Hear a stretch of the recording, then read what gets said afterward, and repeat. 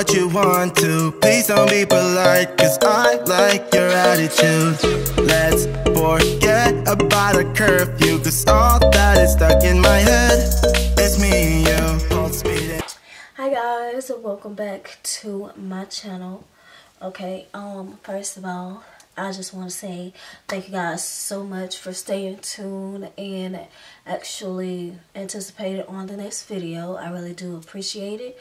I want to say thank you to my old subscribers and my new subscribers. And if you haven't subscribed already, go ahead and hit that subscribe button to get more videos and content of moi. So as you can tell by this title of the video, yeah, let's get into it. Okay.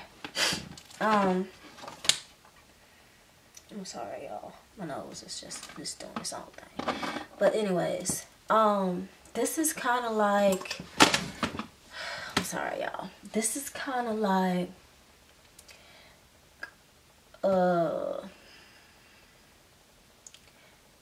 it's sort of kind of a difficult thing to talk about. Yeah, you guys, I've been through a lot, okay? Like so much. I've been through so much. Anyways, so I'm just gonna give you guys, I'm gonna just jump right into it and give you guys the tea.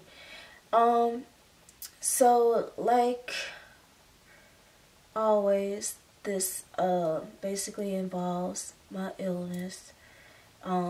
If you guys don't know that I do battle sickle cell anemia, and I do have a video on that. I'm thinking about making another video just to kind of keep you guys posted on basically how my health is and how I'm handling everything. Now, let's go ahead and get into this story. So, you know, with sickle cell anemia, you are hospitalized. Well, I'm hospitalized kind of often. Like, it's a part of my everyday life. Like, I do this shit. Like, this ain't nothing new to me. So, this was when I was young, you guys. Like, wow, I think I was in either middle school or elementary. But it was in between the 5th and the 6th grade. One of those. Yeah, one of those. Anyways, so basically my blood levels were just too low. Now with your blood levels being too low and having sickle cell anemia, that's just something that you can't afford to withstand, because the lower that your blood count is, the higher risk that you have of having a sickle cell crisis. I'll basically explain to you, like, I'll basically just give you a little snippet of you know, my definition of a crisis. A crisis is basically when, like with sickle cell anemia, you don't have normal shaped blood cells. You have a blood cells shaped like a sickle. Like, it's like a banana or like a half moon, if you would, whatever you want to refer it to. But it's like that. And if you are dehydrated or if your blood is running low, then you're at a risk of having a crisis. Now with the crisis, it's like if you have normal blood cells, they get through your veins and vessels easily. But when they're shaped like a banana or a moon or a crescent, they cannot travel through the blood vessels. So it's like, you know, it's painful once that does happen, and the only thing that they could really do is hydrate you and give you pain meds. other than that. And a crisis could last as long as a week, 2 weeks, maybe even a month, just depending on how severe it is. So my blood levels were low. I was young. It was either the 5th or the 6th grade. So I was hospitalized, and they basically determined that, okay, you know, my blood's too low. We're going to have to give you a blood transfusion. A blood transfusion is basically donated blood. You're getting donated blood from somewhere else, and that's going to, you know, make your blood count higher to prevent the crisis. So they gave me the blood.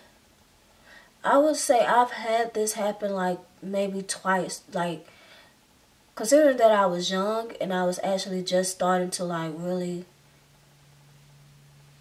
have the effects take my body on with sickle cell around this age. I've only had a blood transfusion like 2 or 3 times before this, and it went completely fine. But just so happens that this time around, not so much. Like, so it's me and it's my mom. Like, my mom didn't have a job at the time, so I was basically, you know, she was basically caring for me 24/7. Like, that was her job. So it was me and my mom. We're in a room. They're giving me the blood. You know, I'm chilling. I'm watching TV, cartoons, like mama-daughter time type of thing going on right now. Like, we cooling, we chilling. So I would say about maybe 20-25 minutes into me receiving the blood transfusion, like, I start itching. Like, I'm itching, and I'm like, you know, kind of brushing it off, like, I don't know, maybe it was a mosquito bite or something. But I noticed, like, as time went on, like, I started itching everywhere. Like, it was bad. Like, I was itching everywhere. And I'm like, what's going on? Like, you know, like, kind of get uncomfortable now. And my mom is like, you know, what's wrong? What's going on? And I'm like, I don't know. I'm itchy. I don't know, Mom, I'm itchy. So I'm telling her that I'm itchy. My mom is dramatic as always. She's always been like that. So my mom will like rip the covers off. Okay, she ripped the sheets off of me. And I look down on my body, and it's like welts. Like, you know how a mosquito bites you or ant bites you and like your skin swell up and it's like red, like a little rash or something like that? That was completely all over my entire body. That was like everywhere on me.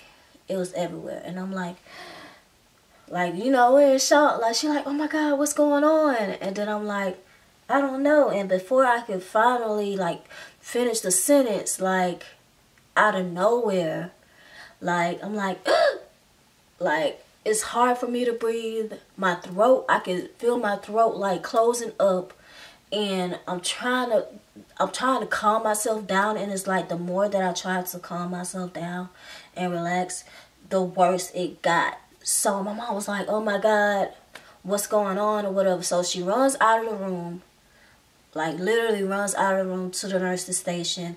While she's out there trying to get them to come in to check on me, I'm like, oh my God, I'm fixing to die. Like, this is it. Like, I'm finna die. So my throat closed completely up. I could not breathe. I had welts all over me, and I just thought that I was gonna die. So I'm hearing my mom like yell and scream at the nurses, like, what's going on with her? She can't breathe. So it's like 10 nurses run in to the room, and they're like, oh my God, what's going on? So they have an EpiPen, and they shoot me in the arm with the EpiPen.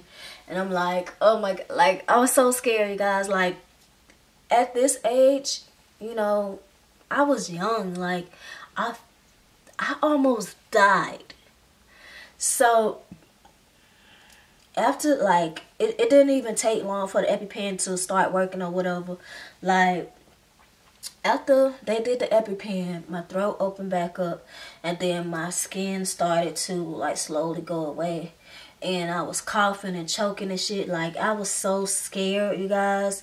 And my mom, like, if I thought I was scared, I could only imagine how my mom felt. Like, she was terrified. Like, she was livid. Like, she was trying to figure out what was going on. Why was this happening? I didn't know what was going on. Only thing that I could basically get out to her was, I can't breathe. So, yeah, she went in, she got the nurses. 10 nurses came in and shot me with an EpiPen. So my mom was like, after everything kind of calmed down and settled down or whatever, you know, she figuring out I'm okay, I'm drinking, I'm eating or whatever, I'm calm, I'm not itchy anymore, I'm fine, I could breathe. So she asked the nurses or whatever, she was like, so what happened? Why did this happen? What's going on? And the nurses were like, well, somebody gave her the wrong blood. And at this moment, you're like, what? They gave her the wrong blood? So, it wasn't anything that I did, like, because as a child, you guys, I feel like it was something that I did wrong that made me react like that. But they gave me the wrong blood. And it's just, it's terrifying. Like, I've had so many, like, near-death experiences with this illness, and that was like literally my first experience, and it was horrible. It was horrible because it felt like crazy, like I couldn't breathe all of a sudden. But it was also horrible because I had to watch my mom, like my mom is like one of the strongest people that I know, so I had to watch her like just break down, like. And it was crazy. Like, I don't wish that on nobody. I don't wish that on my worst enemy. But yeah, they almost killed me, y'all. They tried to kill me. I was almost out of there. I almost checked out. But I just want to say thank you guys so much for liking my videos and subscribing. If you haven't subscribed already, go ahead and hit that subscribe button. Okay? So yeah, subscribe. You guys also follow me on Twitter, Instagram, and Facebook. So yeah, I'll see you guys until my next video. Bye. I'll see y'all later.